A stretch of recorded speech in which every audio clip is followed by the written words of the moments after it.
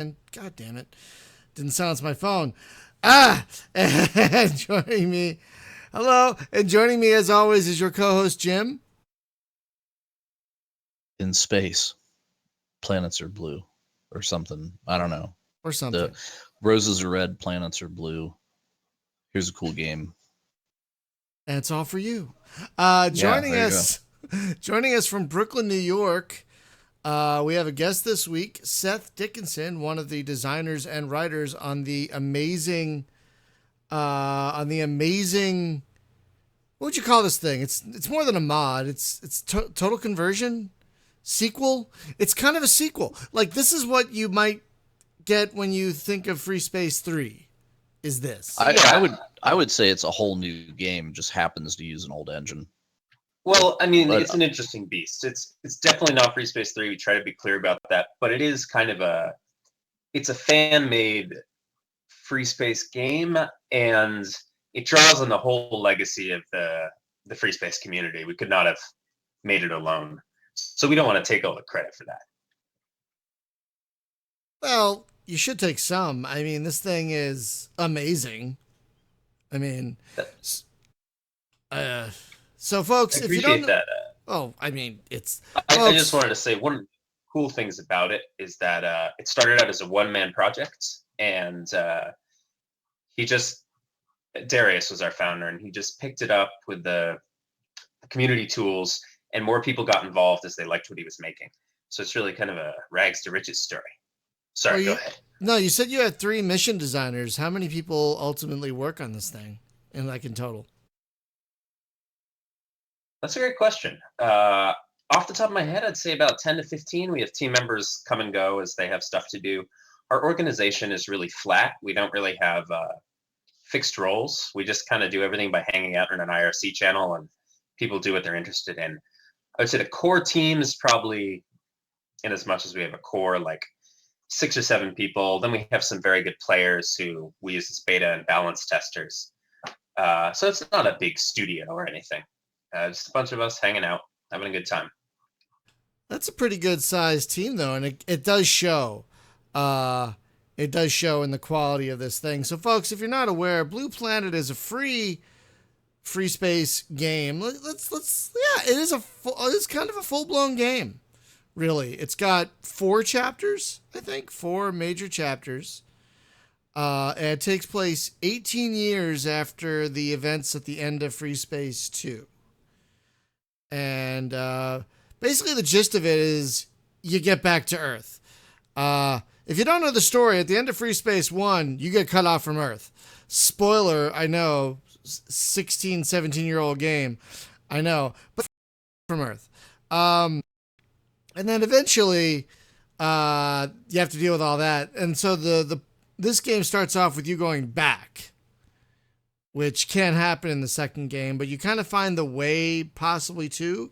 And you guys kind of ran with that whole ancient precursor gateway thing. Yeah, it's really interesting. Is the channel still up? It's telling me it's offline.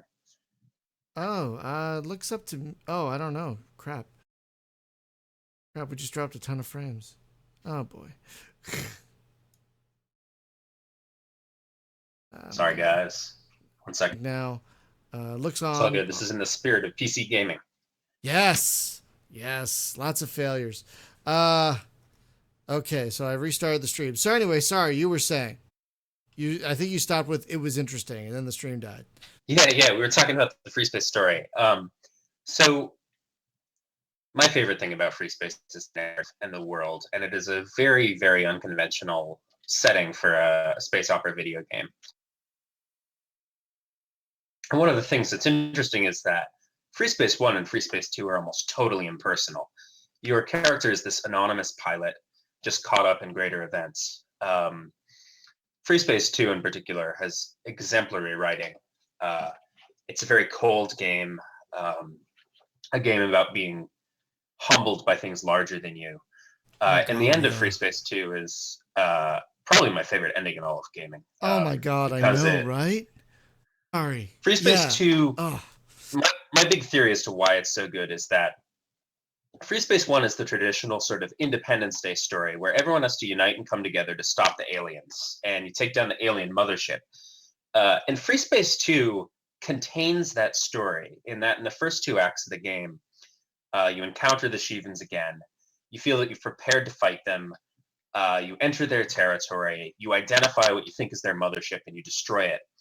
And then the last act of the game just rips that story out from under you and shows you that the Shivans are drastically more dangerous than you thought. And they exist sort of kind of outside your narrative frame of how the alien invasion story works. They do things you don't really understand. And Blue Planet is really about trying to live up to that, trying to make the mysteries of the setting pan out in a way that doesn't cheapen them. It's also about cool spaceships shooting each other, though. That's a big deal.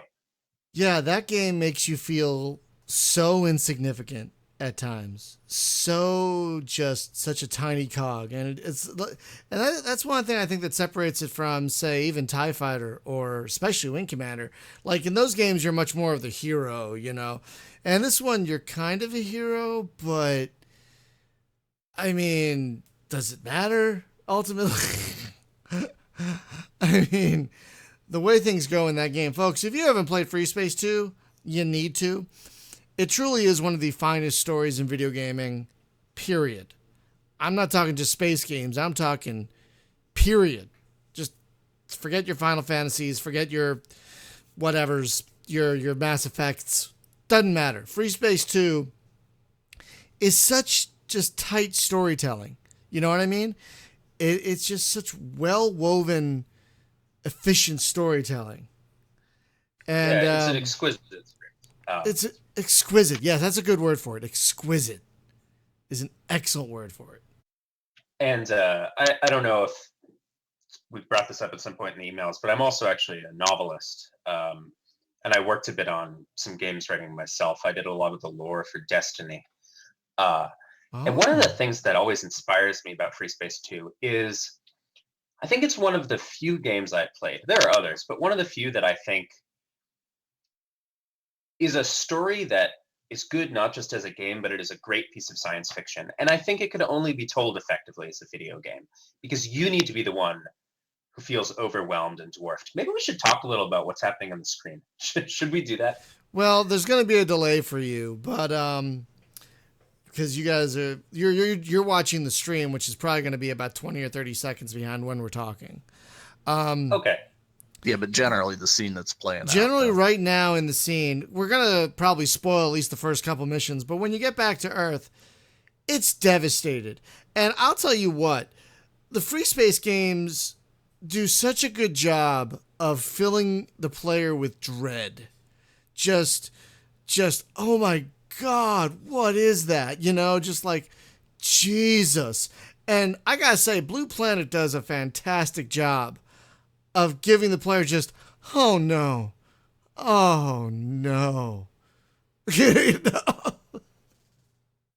Yeah. So actually, if you don't mind, I'll kind of pitch Please. what's going on at the beginning of Blue Planet.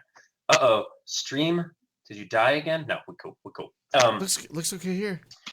So Freespace 2 is a game with an effectively perfect script and voice cast. There is not a flaw in it. When you start out Blue Planet, everything's totally different. It's like a kind of an amateur theater production. We just got the voice actors we could.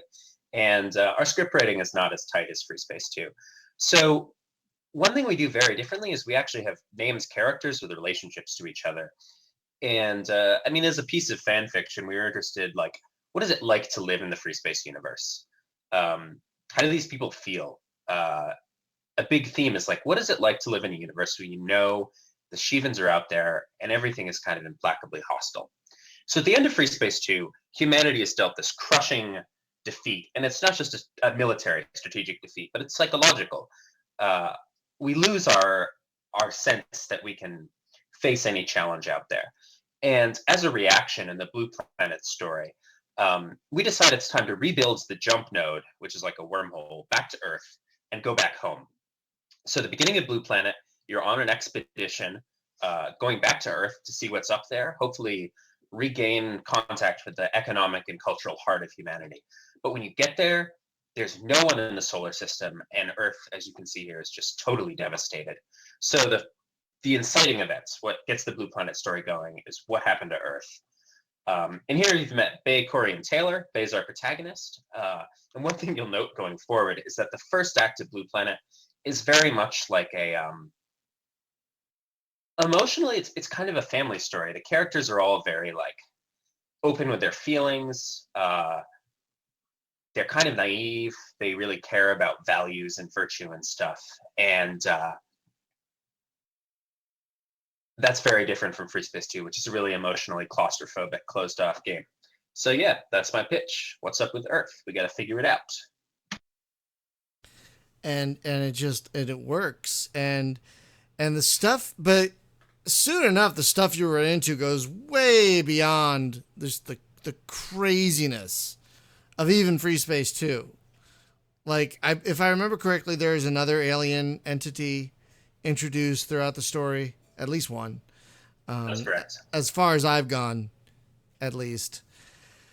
And it's just so complex. This I don't want to be cliched and use the word tapestry, but it is. You know what I mean? It is. It's a tapestry. Yeah, we probably let it sprawl a little too far. By the time you reach the end of the stories we've released so far, there's so much material, not just in the game, but in our like forum ARG and stuff, that I worry we've maybe forgotten to put all the necessary information in the game. But here at the beginning, it's pretty clean. Wait, are you saying there might be more coming? I mean, there's already so much. Like, how many missions are in the four, would you say, are in the 4 different chapters? Oh, it's a lot. Probably between 30 and 40 right now. So we are 3 acts out of 5 through the second Blue Planet chapter. And we have the whole story outlined through the end of Blue Planet 3, which ends the story. Oh, okay. And how far can the player get right now? You can get halfway through Blue Planet 2. And it is a lot. It's as much as the original Freespace 2 campaign. Holy crap. And again, folks, the most amazing thing about this, all this is free.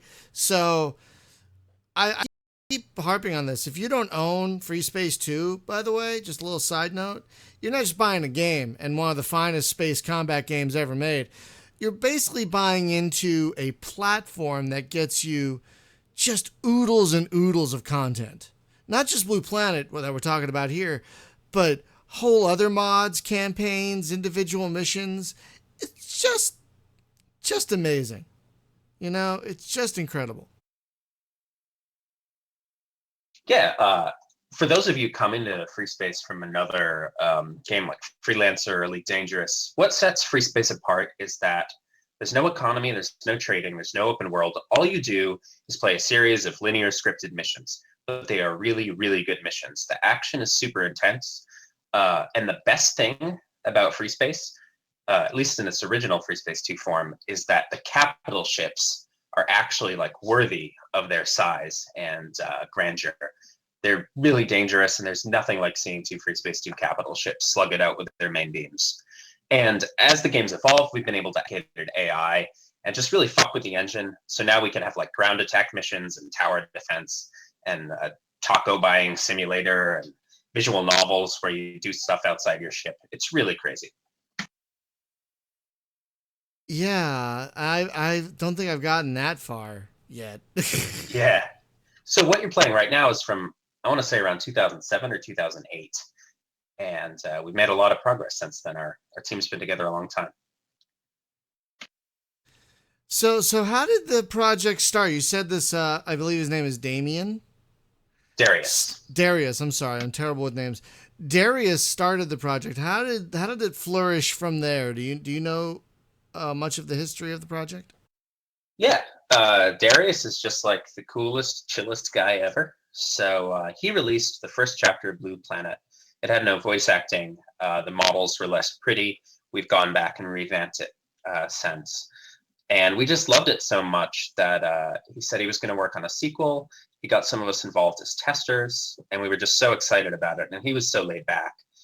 He invited us, to help make stuff. And I don't know. Everyone was just really amped about Blue Planet and started pitching in. It was a very organic growth. We never really hired anyone or anything like that. People just jumped in. And it sounds like a lot of people have jumped in. I mean, that's a pretty big project for even a free project. Let alone, I mean, you hear all these indie games, and they're like one person, two people, and you guys have around a dozen-ish. That's pretty impressive. Yeah, you have to remember also we benefit from the greater Freespace 2 ecosystem. So a lot of our models are done for what's called the media VPs, which is just the Freespace 2 graphical upgrade project. And we can pull models from other mods. Freespace mods tend to be very open and sharing. We've been able to source music from other places. Mostly hope we don't get sued. There's a lot of cooperation.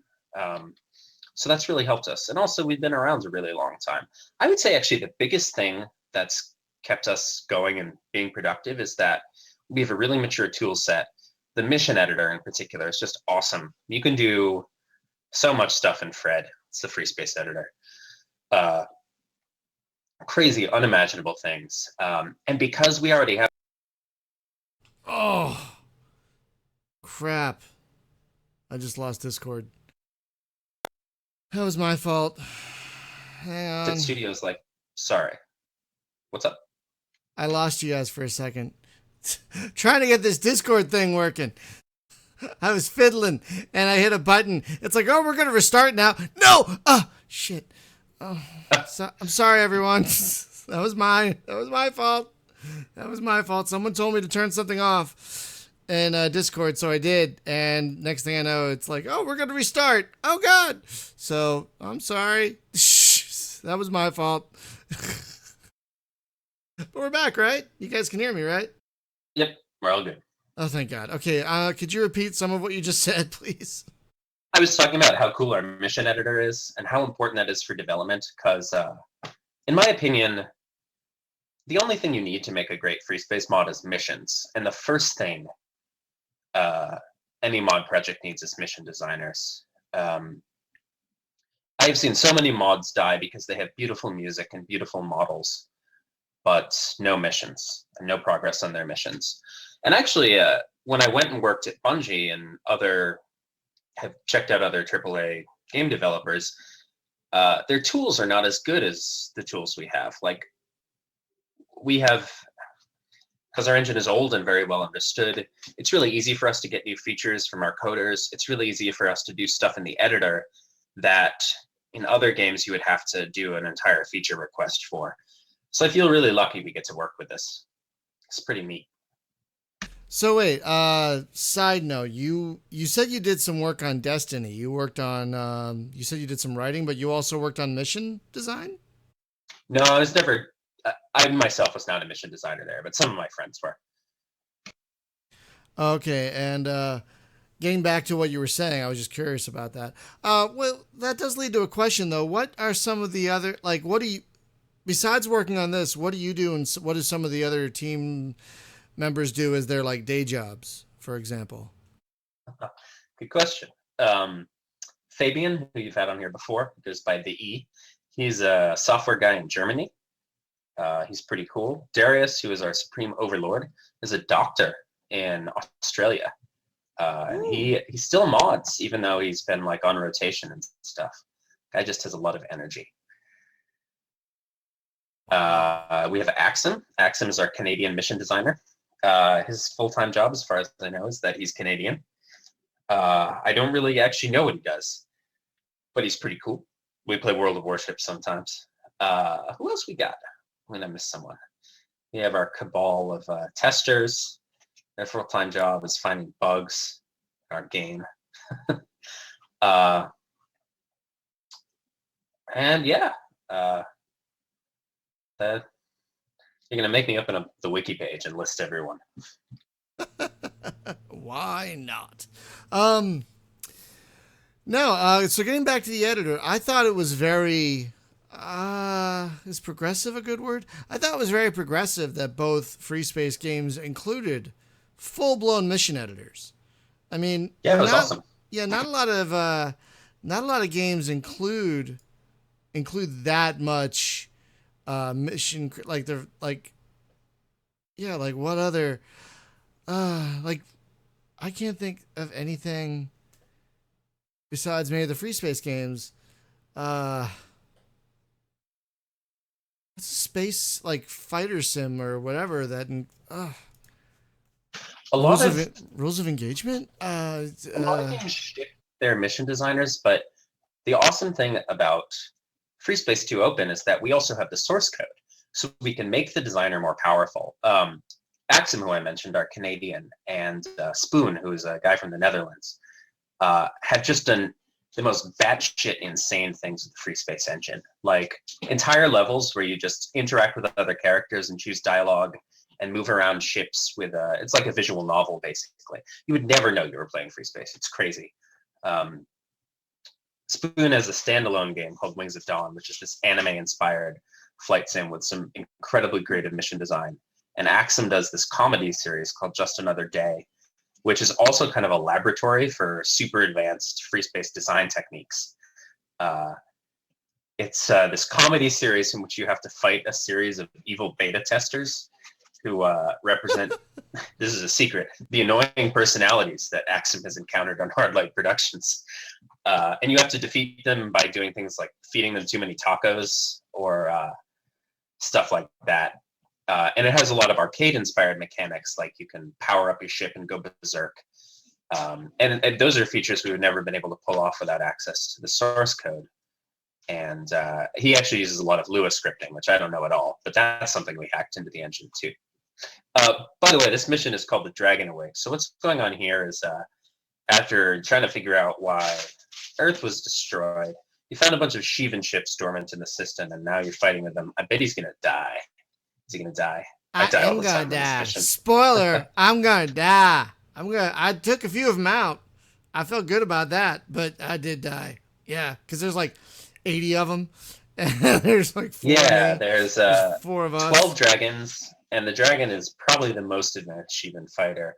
So this is another Blue Planet thing. We're not super interested in designing missions like the original game, where you generally be attacked by gradually escalating waves of enemies. So they start out with a couple and it'd get harder, and you'd fight through 6 or 7 minutes of mission. We're interested in shorter, more intense engagements, because it never made sense to us that the enemy would kind of throw their ships in wing by wing. We're interested in situations like what happens if you get jumped by an enemy squadron. We want everyone to be a little smarter. So yeah, our first combat mission is you get jumped by 12 of the most advanced enemy fighter. It's a bit of a difficulty spike. Yeah, and you were right. Yeah, folks, if you play this for the first time, the lowest difficulty level, what's it called again? First run. Yeah, the lowest difficulty level is called First Run, and that's kind of a big suggestion / hint, apparently. I put it on normal, because I was like, I've played Freespace 2 before, like 12 times. I'll be fine. Nope. I died pretty fast. Pretty fast. Yeah. And you also have to consider, this is kind of, wow, it went back to the first mission. I just played it for like half an hour and made a video. And the video is on loop. Oh, cool. I'm sad we didn't get to see any of the crazier stuff that happens later. Well, I also didn't want to spoil. I also didn't want. That's fair. Oh, look at that. That destroyer on the right, the ship in the bottom right. Yeah. I know there's a delay.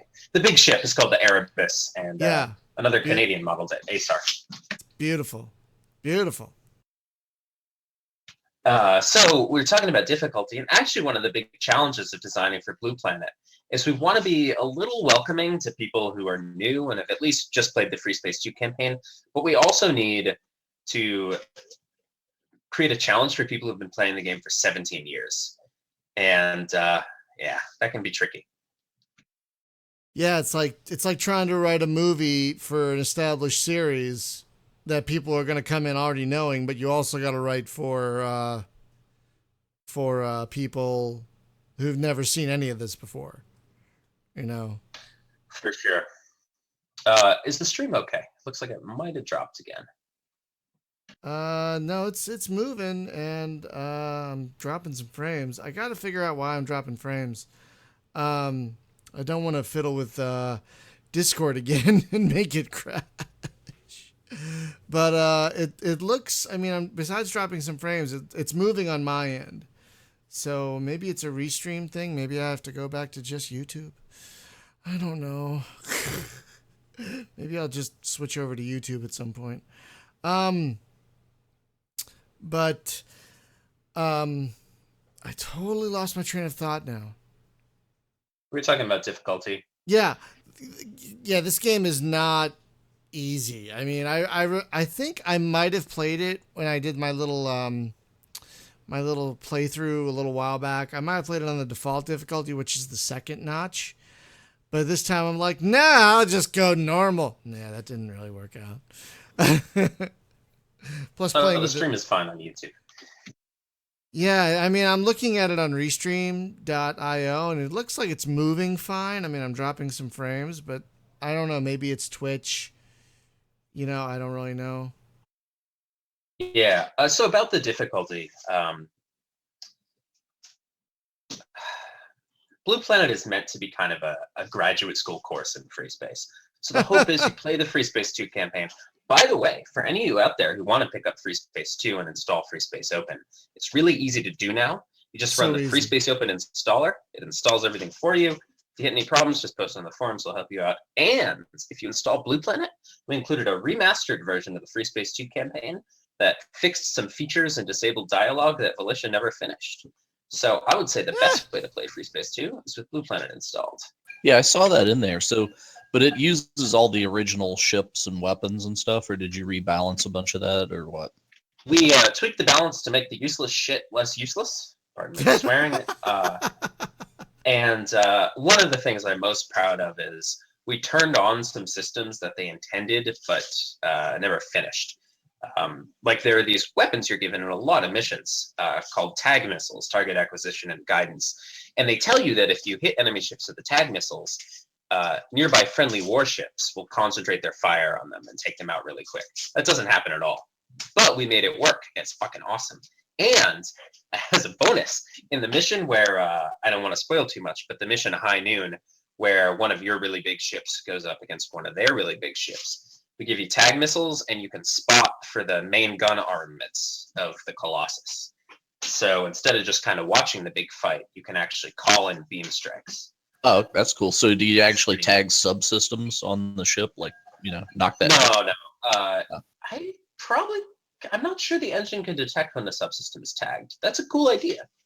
But mostly you're just you're calling in salvos when possible. Oh, okay. Sorry, the stream is kind of kerfluffled, so I'm just telling people. I don't know why. So explain to me where the story came from for this thing. Like, did you guys like sit around a virtual kitchen table and decide, you know, this is where we're going to start this and where we're going to take it, or what went down? Pretty much. So the original story is all Darius's, and I'm going to spoil a little of the Blue Planet story here. I hope you guys don't mind. I don't think it'll hurt your enjoyment. So what we're watching right now is Blue Planet: Age of Aquarius, the first of 3 Blue Planet games. The second is War in Heaven, and we haven't revealed the third one. Age of Aquarius, the story was all Darius's work, and the story is basically you go back to Earth. Earth is ruined. You try to find out why, and you're quickly drawn into this baffling multi-dimensional adventure that is very, very unlike the Freespace 2 campaign, and that turns some people off. Freespace 2 is a cold story about warfare. Blue Planet is a lot more of an adventure. It's a little swashbuckling at first. The first chapter is swashbuckling. And you meet some aliens who initially seem like friendly counterparts to the Shivans. But even when Darius was the only one working on it, if you actually pay attention to the story, there's some sinister undertones to what's going on with how the main character behaves and these friendly aliens. So we knew from the start the cosmology was more complex than like humans, Vasudans, good aliens, and bad aliens. And after Age of Aquarius, when we were working on War in Heaven, when the team had grown from Darius to many of us, we decided we were just going to outline the whole universe from billions of years ago to the end of Blue Planet 3, and basically a mission by mission level. And we've just been telling that story ever since. And yeah, it basically came out of all of us talking in IRC and bouncing ideas off each other, making a lot of forum posts. We got really into the story. It was really fun. And I've actually taken a couple sections of the War in Heaven story, that's the second chapter, and sold them as short stories to a couple really good science fiction and fantasy magazines. Oh, that's cool. They're called Morrigan in the Sun Glare and Morrigan in Shadow. We kind of had to take the copyrighted stuff out, but stand on their own pretty well. So yeah, I would say that's how the story came about. The big thing we really want to sell, this will sound a little egotistical, but we really want this to be smart science fiction and not do any of the stuff you expect. So the good guy aliens, the Vishnans, are not just benevolent space nice people. They're not like the Vorlons, even from Babylon 5. We looked a lot at like information theory, and I don't know if you know Max Tegmark. He's a cosmologist who works on multiverses.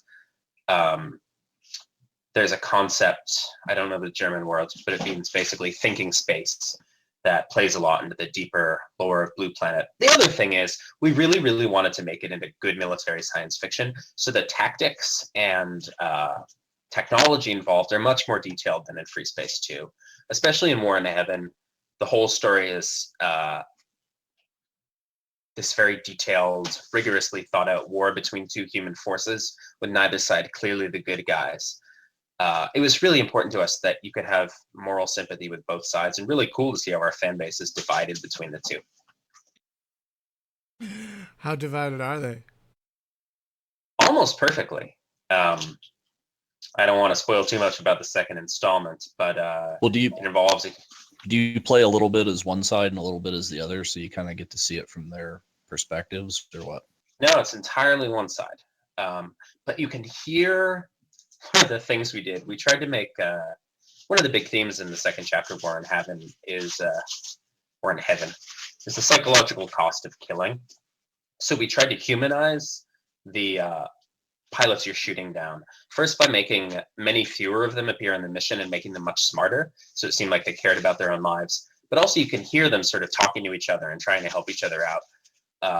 So you kind of get a sense that these people are their own characters and their own stories and friends with each other, and they're people who care about them. And then you kill them, and hopefully you feel bad about it. Yeah, they're not just Alpha 1 and Alpha 2 this time, which I thought was a nice touch. Yeah, the one thing, definitely the dialogue in here is a lot more pro than... Okay, so the other grand Freespace mod is the Wing Commander thing, with the name of which escapes me. But it's something Saga. What the? Oh yeah, Wing Commander Saga. That Wing was Commander it. Saga. Yeah.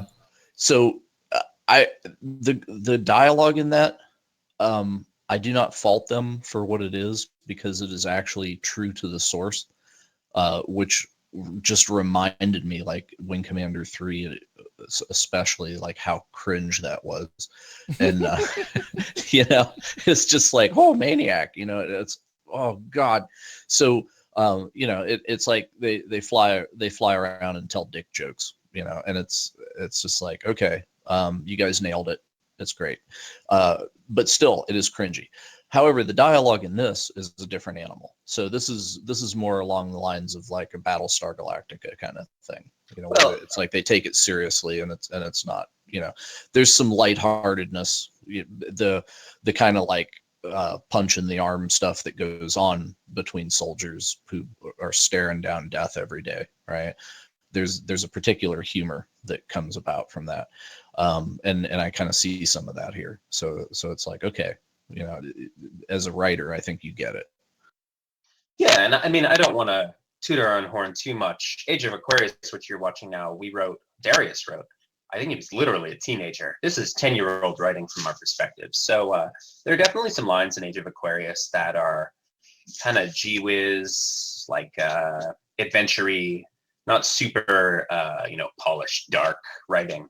But we keep it that way, partly because we don't want to redo the voice acting, but also because Age of Aquarius is just supposed to be a lighter story. It's basically a family story about a group of people who are scattered from each other and have to come back together and work together to survive. And I'm okay with the dialogue being less, I don't know. It's very different from the Freespace 2 dialogue, which is extremely clipped and euphemistic and very, very mature, exquisite writing. Blue Planet, we get a little sloppier and more emotional. But I think as you go into War in Heaven, you'll see the tone change a lot. War in Heaven is more of fittingly, a war movie. And it's a little more brutal and harsh on the characters. Like, there are scenes like characters dying of radiation sickness and stuff like that. I guess gritty is the word. But I'm glad you like the writing. It's cool. And Wing Commander Saga, is a huge effort. I'm not in the business of talking shit about anyone's giant mod. But I think the biggest problem it had was that the dialogue sequences were unskippable. So every time you replayed the mission, you had to listen to it again. And that just. But that's also true to form though, because the original Wing Commander was in your face with the cringe.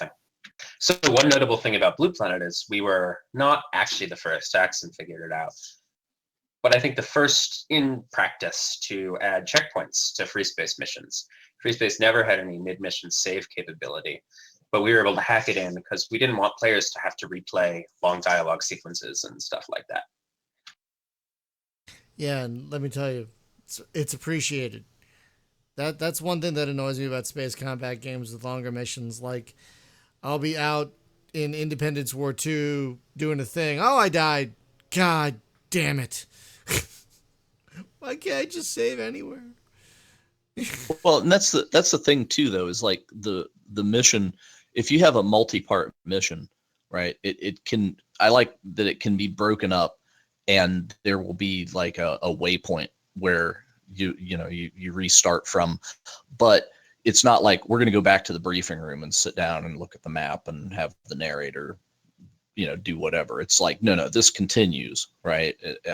Unbroken, but you still have an opportunity to not be completely screwed if you buy the farm. Yeah. So speaking of, if you guys listening want to check out some crazier Blue Planet missions, you can just Google YouTube Blue Planet and then type in forced entry, Delenda Est, as in Carthago Delenda Est, Her Finest Hour.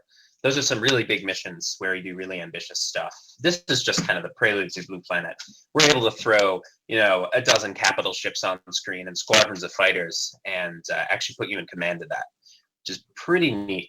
There's even a mission later on that is set entirely inside your own head.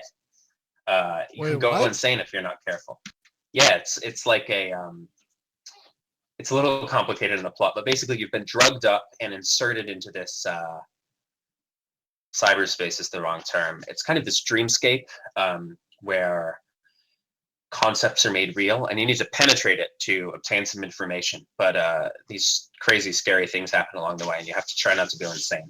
It's a bit like Amnesia: The Dark Descent, as we played that.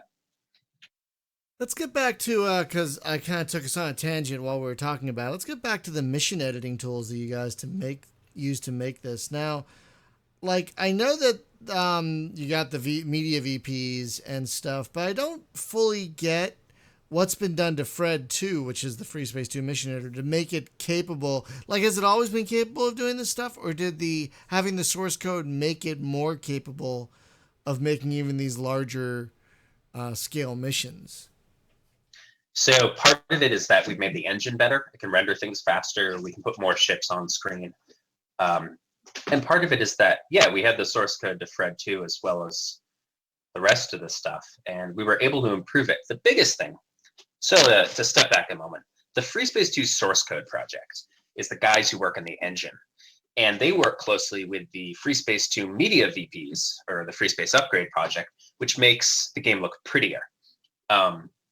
And then around those two, there are groups of mod teams, like Blue Planet were one of them, who work with those two groups to make everything cooler. So let's say I want to do something in the mission editor, I can't. A recent example was, to be really simple, I want to make the entering subspace message flash on the screen whenever I want.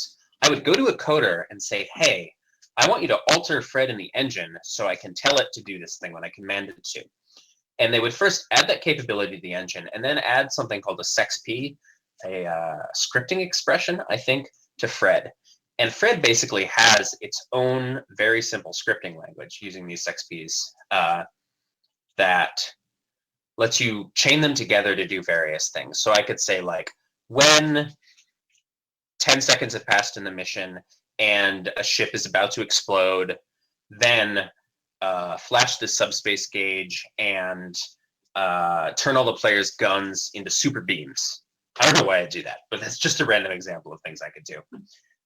And I do all those by selecting sexp's scripting expressions in the events editor. So a lot of the story of how Freespace got better is just people adding more of these expressions to Fred, so you could control more things about the game. We got the Axum yelling in the chat room. It's apparently called a symbolic expression. Okay. Oh, he's yelling because he's excited. Yeah, Axum is probably the greatest Fredder in the world. So. Oh, really? It makes sense that he's excited about. We have some royalty in our chat room. Welcome, the Axum. Thank Although you. Axum I was just gonna say. Sorry, go ahead. Well, we had Volition on one time. And Oh we my were talking God! to them about I all gotta these say, things. And that was one of my favorite podcasts. We need to get Volition back on and have you guys on and just let you guys hug it out. That would that'd be great. They still love Freespace as far as I know. Oh, yeah, well, God. we talked to them at length about Fred, and yeah, they're really proud of Fred. They're really proud of Fred. You wouldn't believe, like, I got I forget his name now, but I got one of the main guys who worked on Freespace 2. He got the former head of Volition, a bunch of other guys, and he was like, dude, you have no idea how many people here want to talk about Freespace 2. So we definitely want to have them back at some point. They even brought a guy like he was retired and he came in just to sit at the table and talk with us about Coolest. Yeah, we named a fighter after him. A bunch of them are working on Overload now, the Descent clone, since Descent was kind of taken. So they're working on a clone. Oh my God, Overload! They're working on a clone. So... It's so good, but they're working on a clone of their own game. It's so good, which is kind of hilarious. I mean, Descent Underground is okay. Sublevel 0 is awesome. There's that XZY, Neon whatever. XZZ, that's which pretty I really okay. love. I really love that one. Yeah, that's pretty cool. It's interesting because it's Newtonian, right? It's full drift. Like if you're not firing the engines, you just drift backwards or whatever. So that's interesting because nobody'd done that before. But my God, Overload. It's like I just played the demo of that thing and it was just like, this is the best damn thing ever. And it's like, I can't wait until that comes out. If they brought that out and they were like, this is $60, I'd be like, here, take my money, do it. Well, so the Freespace rights are actually up for sale right now. And I was going to ask about that. We're a little nervous about that, actually. Because we are friends with the devil and he Come on. Yeah. So, I mean, I think the odds are slim that Deep Silver, Volition's publisher, will end up with them. I'm hoping maybe it could happen. I mean, the Homeworld rights eventually got back. So wait, you're not rooting for Derek Smart? No comments. Okay, because that's what I was talking about. We're friends with the devil because Derek hangs out with us, and I'm just like, Derek, don't do it. Just don't. I'm honestly one thing I wonder a lot. Good. Is just for a while I thought, even if they did get the Freespace rights, they would have to make a console game. But lately there's been, Obsidian managed to do a PC-only RPG and make a ton of money on Kickstarter. Maybe Volition could pull it off. I don't know. And the thing I asked Derek directly, by the way, if he did get Freespace, would he dick with the mod scene at all? And he's like, "Oh hell no!" Like I don't want to like alienate everybody. That would be the stupidest thing any publisher could do. I think he should get it and then make a Star Citizen mod in Freespace, and then. So a bit of trivia, actually. The first time you could play space combat with Star Citizen ships was in Freespace Open. One of our members, French guy, Matt the Geek, he got sick of waiting for the Star Citizen dogfight module to release, so he just took the Star Citizen assets, put them in Freespace Open, and made his own dogfight module. Hallelujah. I didn't know that. And That's you know what? amazing. It was better than Star Citizen is today. And Oh. But talking about the rights, I kind of hope either Deep Silver gets them or THQ Nordic. Because I don't know. oh yeah, Nordic does good things. Yeah, Nordic does very good things. The stuff they did with Nexus, the Jupiter incident, they have my faith and my money. So if anyone's gonna get it, it be those two, in my personal opinion. The make or break for me is they got to have Jason Scott, who I believe was the lead writer on Freespace 2. I've collaborated with him a bit. And the thing I care about most in Freespace, I love the gameplay, but the Freespace 2 script is just so good. Oh, yeah. Freespace 1, honestly, I don't think the writing is very strong. It has wonderful ambience, but the It's writing nowhere near as good. Like I've only played Descent Freespace through once, maybe once and a half, maybe. But whatever happens to Freespace, it's got to involve Jason. Like, I think he was one of the people on our podcast. I'd have to go back. He probably and look. was. But yeah, they're really busy making dildo bats right now, though, with the oh god. Hey, you know the what? whole Saints Row thing. You know what? Say what you want about those games. One, they're fun as hell. And two, they made a shit ton of money. Yeah, so they made a heck ton of money. So good on them. I mean, we might never see Freespace 3. But you know what? Yeah. More power to them. They're making good stuff. So can't really So knock actually, space. Speaking of good stuff in the mission editor, one thing that makes me sad is we don't get to see any capship fighting on here. So I actually wanted to talk up, again, for any of you on the fence about trying out this game.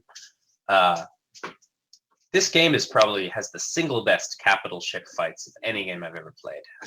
Is that even games where you fly capital ships? Yeah, I was going to say, because I played a mission where you're flying the cap ship, and it's I did that. Yeah. Yeah. So do you have any control other than steering it, or what? Yes. Because because I couldn't find what I was supposed to do other than just steer the thing. So what I was talking about was capital ship fights kind of between NPCs that you watch and you fly between. But we did actually ship a mission or two where you can fly a capital ship. And the big idea there is you're basically the captain, not the gunnery officer. So the guns will engage automatically, but you can set their priorities using there's a system in the lower left of the screen. You can kind of tell them, prioritize this target. And the big stuff is you have control over your ship's power distribution. You can call for damage control, jamming, abilities like that, which are in the top center of the screen. So the key to winning is using those abilities wisely. And we actually had another mission in the works we haven't been able to ship yet, where you fly the Atreus, which is the huge ship currently on screen. And it has a heat management system and electronic warfare and all this cool shit. Selectable loadouts for the missile launchers. So one big feature we're working on now, because we care so much about simulating the battles between the warships, even if the player is not directly controlling them, we really want these to feel like huge ships full of smart people, thousands of smart people that want to stay alive. In War in Heaven, you get these big duels between beam-armed warships and warships that spew railguns and torpedoes. And a big thing we're working on for the next act is capship-launched countermeasures, like sprays of flares that will decoy torpedoes away from the warship. And that's pretty cool. Super excited about that. I really should name drop Fury here, who was a developer at Blue Planet, who, working with Sushi, one of the coders, really upgraded the AI. We would not have been able to make War in Heaven without that AI, because if we couldn't make a couple fighters smart and challenging enough to dogfight against, we would have had to add more fighters, and that would have really ruined the theme of the campaign. Well, that's the thing that I've never really liked about those games, is where it's like you're Rambo against a bunch of brain dead things that it's always turns out to be like, okay, I got 3 wingmen, but they're really just babysitters for targets. It's like, oh, go cover that thing because I can't be 2 places at once or whatever. But really, it's me doing all the work. And to actually have AI in there that can hold its own is pretty unique in the entire genre. Yeah. Hey, that reminds me of a great story. So if you look in the chat up there, you can see Hera Totori, who is our skybox artist. He's from Finland, I'm pretty sure. And we had this awful bug back when we were releasing the director's cut of the first Blue Planet. Hera kept reporting that his wingmen, they were supposed to go on a long journey towards a distant waypoint where they'll talk to each other. But Hera was like, hey, I've been flying towards this waypoint for 30 minutes, and my wingmen haven't gotten there. And they were like, what? We all panicked. So we thought there was this huge AI bug. Because the mission is not supposed to go for half an hour. That's terrible. They're supposed to fly there for like 3 minutes. And we like spent the night trying to figure out what's going on with the AI. And finally, Hera mentioned that he'd been bored while he was flying along. So he'd occasionally take pot shots near his wingmen. And the wingmen would try to dodge away from his guns because they were freaked out. And eventually what we realized was happening was every time the wingmen dodged, it approached. Whereas these ships, they get kind of close and they like bang away at each other with these beams and stuff. But I think it's kind of neat that there are actually missile volleys that are, because working with the warships, they can handle the enemy. You might need to fire an occasional trebuchet missile to take out a beam turret, but it kind of plays the way you're thinking of. Hey, yeah, that's back. Because that's the thing in Freespace. What struck me, even in the very first Freespace, was that first time that there's two cap ships, they're duking it out, and you're in the middle, and you just get clipped by a beam, and you're just instant dead. You know, yes. and it's like, oh wait, no, this is serious, right? You know, it's like they're operating at a whole different scale than I am. So that's pretty amazing, right? And especially with the ships that you have, because they're so much more detailed than the just, you know, the other ships just look like a fly in Empire State Building, and now, you know, these things are actually pretty detailed ships. So whenever you're flying around them, and it's kind of like, well, you got to get close to them so that they can't hit you with the flak, and, you know, don't be out in the middle or the beam's going to whack you and stuff like that. But they're more concerned about killing each other than you're just like a target of opportunity kind of thing. And it's I always kind of like that aspect of it, of like, okay, you go in there and you're softening it up and trying to keep it from killing your cap ship by just reducing the weapons that it has and stuff. But the cap ship's actually going to deliver the kill blow. So it's not like, you know, we send one fighter out there to kill the Death Star and you just do it, right? Yeah. No, that's a great point. It's one of the things I love the most about Freespace 2. It's something we tried to play up in Blue Planet, because in so many games, when I played Star Lancer or Freelancer, you know, it had these capital ships, but you could basically solo them. I just played Tachyon the French, which is a game I love, but it is trivial to take out the largest warships in that game with a single fighter, and I hate that. So in Blue Planet, the testers get mad at me sometimes. I'm always like trying to make the warships harder to kill, because I feel like it should really take a pretty dedicated strike to hurt one of even a cruiser. It just doesn't make sense to me that they would maintain these assets if they were so easy to kill with a single wing of fighters. Yeah, absolutely. I mean, and that's the thing, you know, when people are like, well, why would you even have starfighters when you have these giant ships and stuff? And it's like, well, starfighters are basically a remote weapon delivery platform.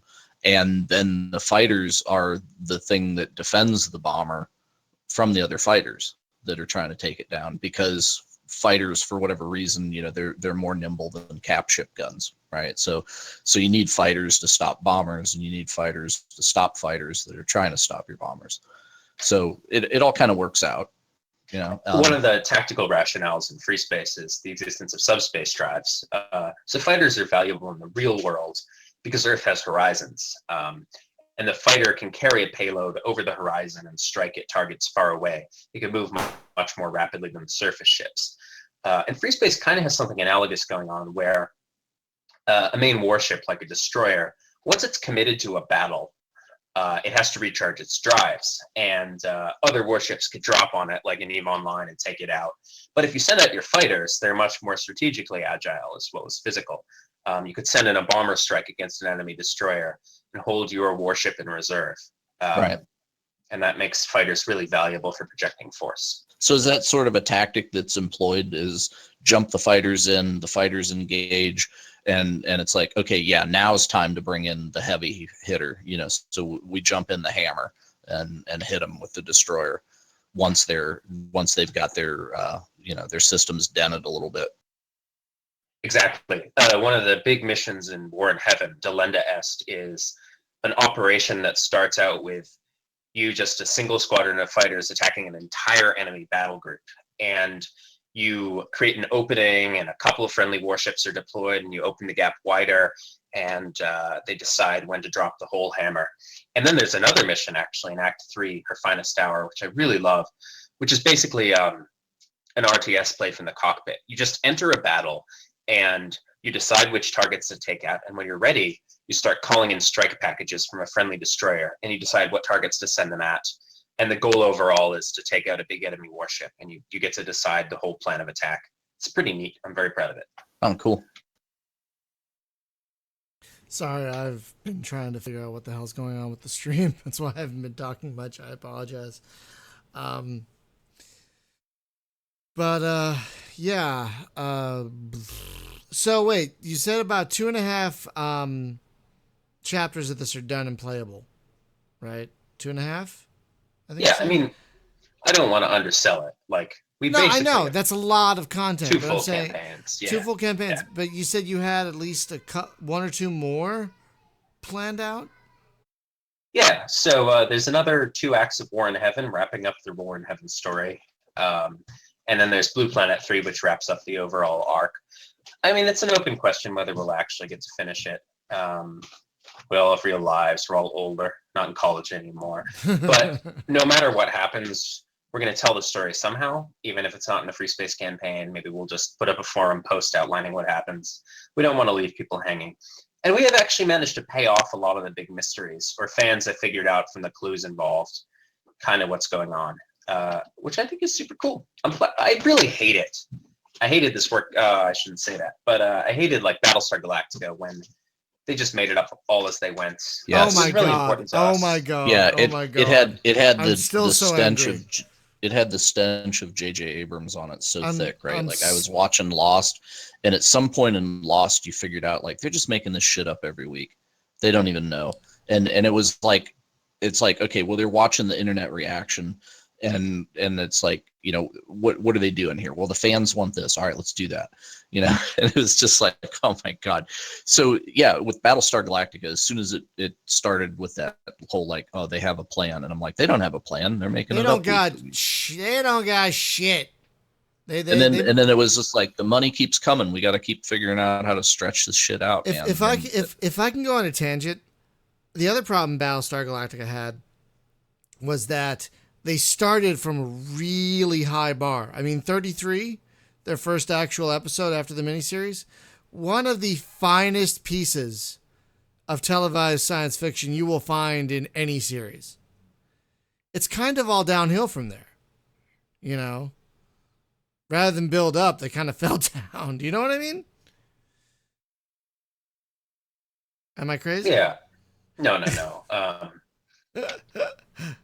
It's like it turned into a courtroom drama. Oh, God. And then, the only good thing about that was Mark Shepard. That was the only good thing about that whole bullshit. Oh, God. Well, the one thing that I couldn't stand was the just dumb shit that would happen, where it was like, okay, you can't tell a Cylon from a human. They're like a replicant, right? Like they're physically indistinguishable from a human. We're trying to come up with some kind of a like blood test to tell, right? So physiologically, they are human. Okay, so why can Grace Park take a headphone jack and shove it in her arm, and then she's like plugged into the computer? What? So, and when that happened, I was just like, that's it, I'm out, I'm done. I mean, my point leading into this was just that we wanted to have the mythology outlined, so the mysteries we set up would mean something. Right. You know, what I'd love to see, right? Can you get the assets out of this and port them over into Homeworld? Or into Homeworld 2, because if you just do like the final thing as a Homeworld campaign where, you know, it's giant fleets of ships and you're just controlling fleets on a map and not even in the fighter at that point. And of course all the Freespace fans would kill you, but That would be There's actually a neat way to go. a No, Homeworld what you 2 do is mod you expand it called across Homeworld Blue multiple. Planet. You tell the story across multiple games. You get to a certain point, and they say to play this, you need Homeworld, and then you get to a certain point in Homeworld. To play this, you need Sins of a Solar Empire Rebellion. To go even and then bigger. and then you need Unreal Tournament, because then we're going to do the first person thing. No, at that point you're Star Citizen. I'll stop now. So there's actually a Homeworld mod called Homeworld Blue Planet, which is mostly just a what? prototype. But you can sort of smash together some various ships. It's nowhere near finished, but it's pretty cool. But it's your assets that are in there. Yeah, basically. Okay, awesome. Sold. Dreadberry in the chat says, then you go to Minecraft. It's like, oh god, this is getting out of hand. So yeah, I should probably wrap up. Do you guys have anything else you wanted to ask me? Well, the final thing, because we've already asked so much, and we thank you again for coming to talk to us. What are the plans for the next installment? Like, what are the next big plans for Blue Planet? So we work on Blue Planet when we're moved to and when we have time. And my next book is way overdue, so I've been working on that. Wait. Up, sell the book. What are you writing? Sell it. I mean, we're basically promoters, so come on. So my first novel was called The Traitor Baru Cormorant. It's a fantasy novel we pitched as Game of Thrones meets Guns, Germs, and Steel. And the story is about a young woman named Baru Cormorant. She lives on an island. Colonizing empire shows up to take over, and she does what any young rebel like Luke Skywalker or Frodo would do when the evil forces move in. She joins the evil forces, decides that she needs to get promoted as high as she can, prove that she's their best operative, and then destroy them from the inside. So it's like if Luke Skywalker went to the Imperial Academy, like he originally planned to. And her life is complicated when, as a test of her loyalty, she's sent to another conquered province and told that in order to get the position she wants to save her own home, she needs to destroy the rebellion there in this other province. And she starts to fall for the woman leading that rebellion. And I'm working on the sequel now. And you, Milky in the chat says it's really good. So I need you when we're done to just hit me up with a link for that, like on Amazon or whatever, so I can promote that. So well, there were so many games that you talked about at the beginning, and it's kind of like I'm not really familiar with a lot of those. So if you could actually just throw us like, here's the cheat sheet, like all these links, because I'm gonna go look at all this stuff. Wait, games like what? Well, I don't know. You were talking about Destiny at the beginning was something that you'd worked on, and it's like, well, what Destiny? Oh man, yeah, Destiny is that Destiny. Is there the Bungie one? I don't know. The Bungie one. Oh, that's console stuff. I don't know anything about. But that's okay. Bungie's thing. Yeah, I wish that would come to PC because apparently it's a great game. But whatever, Bungie, that's fine. Don't make Myth ever again, Bungie. Whatever. I'm not bitter. No, but if they did make Destiny for PC, then uninstalling it would erase your C drive, like Myth 2 Soulblighter did. So do you remember that? No, that never happened to me. Yeah, the uninstaller, if you installed it in the C drive, it would actually wipe your C drive because it would kill the folder that was above. Oh no! Instead of it was nasty. They patched it. Bungie's Darkest Hour. Yeah. It's awful. All right, they so learned about the bug right when the game had gone out and all the thousands of discs had been pressed and sent to stores. Oh no, I didn't know this was before the age of easy internet patches. They were crushed. Myth 2 is my favorite of the three as well. That's awesome. Just don't ever uninstall it. You'll be fine. That was actually one of the early Penny Arcade cartoons that got a lot of traction. Actually, maybe it helped put them on the map. So, but anyway, yeah. Like what other games were we talking about? Like space stuff at the beginning. I can't even remember. I'll have to spin the podcast back and listen to it. I wrote down the names of games we were talking about, but okay. Well, if you got them, that's good. But anyway, so basically, folks, right now, Seth, people can find your stuff over at Hardlight, and Is that right? That's where basically the main crux of all your updates and everything. Yeah, the Hard Light Blue Planet forums. Right. Very easy to find. Folks, it's hard-light.net, and there'll be a link for that in the show notes for the podcast on the website. But yeah, Hard Light, basically, if you want this, all you need to do, and I'm going to have links for this all on the podcast, is you buy Freespace 2, either on Steam or GOG. GOG is a little better, just FYI. The GOG copy is a little easier to deal with. Then go to fsoinstaller.com and just download that little Java applet that they've made. Tell it where your Freespace 2 directory is and let it go overnight, because it's going to download like about 30, 40 gigs worth of shit. I'm not even kidding. It's a huge amount of stuff. So just let it go overnight.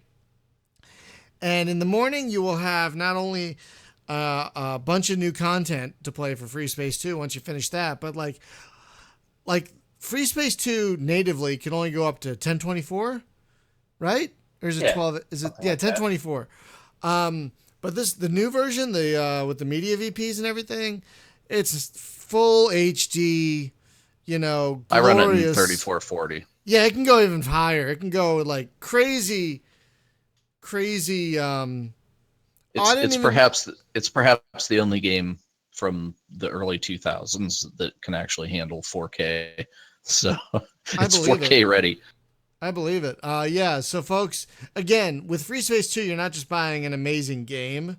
You're buying a platform for just oodles and oodles of individual missions, fan-made campaigns, multiple campaign mods like this one, Diaspora, which we talked about, which is an amazing Battlestar Galactica mod.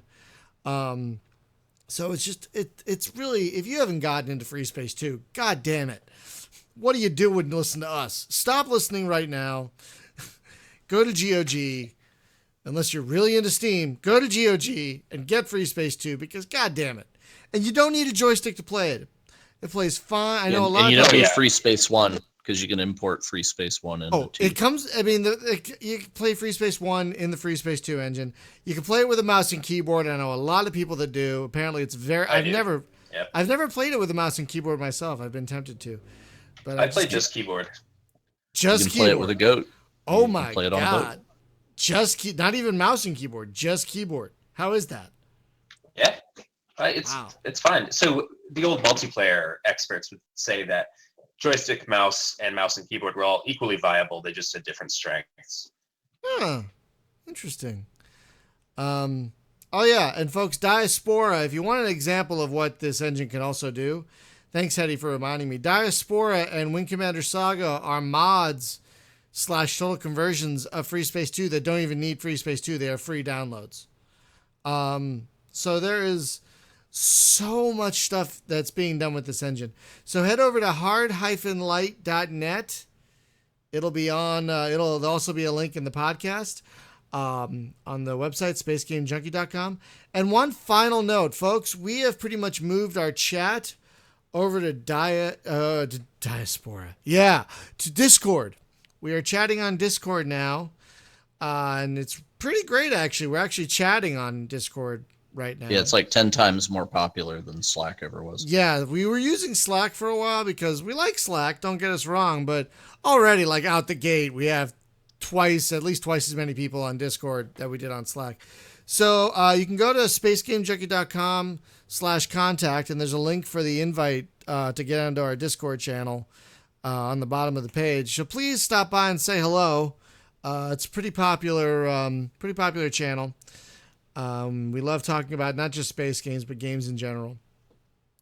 So Seth, I just want to thank you for taking the time to talk to us. It's late over there. You're in New York, so you're 3 hours ahead. But I want to take the time. Thank you for having me. It's a pleasure. We love, especially me, talking about Freespace 2 at any time. Like day or night, anytime. Can talk about Freespace 2. So, folks, next week on the show, we have a treat. We've been wanting to get these guys on for a while. But finally, we're going to have two of the guys behind Starfighter Inc., and one of them is David Weissman. And we're finally get to talk to the legendary. Now, if you don't know who It's Weissman, right, Jim? I'm saying his name correctly. I think so. Weissman. Jim? Did Jim faint? Did we lose Jim? He's been wanting to Jim's talk right to us. here. Okay, so is it Weiss? No, Dave. It's Westman. Westman. I'm sorry, But David You Westman. can call him Wotan. If you don't know David Westman, he worked on these little games back in the 90s. You might have heard of them: X-Wing, TIE Fighter, Yeah. X-Wing versus TIE Fighter. Yeah. So the funny trivia was he wrote Darth Vader's dialogue in the TIE Fighter game, and Right. Lucas came to him and was like, "Nah, that shit's too dark, man. You gotta like brighten that up a little bit." Exactly. But he also wrote a lot of the missions, if not all of them. And so we love him and we hate him. So that's going to be, we're going to be talking about Starfighter Inc., their new game. But of course, we're probably Is also Jack coming along? Yeah, it's both of them. Oh my God. Okay, so let me tell you about Jack Momaze. Real quick. He's okay. So he's an instructor at Savannah College of Art and Design right now, teaching video games. Oh. But he is also the creator of MechWarrior 2 Mercenaries. Uh-huh. So Which is, we're gonna have a good time with that. We're going to talk about their current game a little bit, I'm sure. Maybe for a minute. For a few minutes. Maybe 10, 15 minutes. But then we're going to be like, so TIE Fighter, so Mech Warrior. Because there's history there that we want to dive into. So that's going to be great. I'm super excited about talking to those guys. We usually don't get royalty on here. You know what I mean? I know this is like history. I just want to like rub it all over myself. I know it's rare to get royalty on here. So yeah, we're very excited about that. So not that you're not awesome, Seth. Sorry, not that you're not awesome, but you know what I'm talking about. So, but Seth, I want to thank you for taking the time to talk to us, folks in the chat room. Thank you so much for taking the time to hang out and chat. This has been a lot of fun.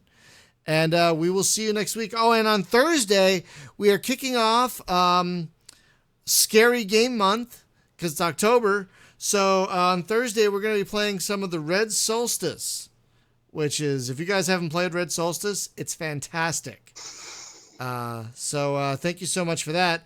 And we'll see you next week with Starfighter Inc. Thanks for watching and listening, everyone. Have a great night.